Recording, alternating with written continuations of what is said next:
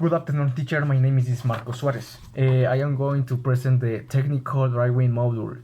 SolidWorks is a CAD, computer and design software for 2D and 3D multi-core modeling.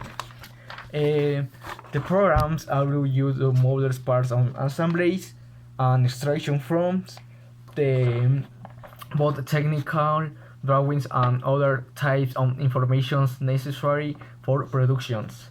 It is a program that works based on new modeling techniques with CAD system, which is made up of the main commands that stand out for the creation of SolidWorks 5.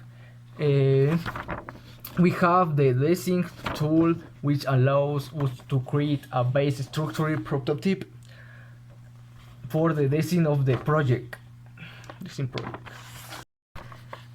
And the tools bar, which allows us the simulated prototype, make cuts, bit planes, extrude, cut, among others.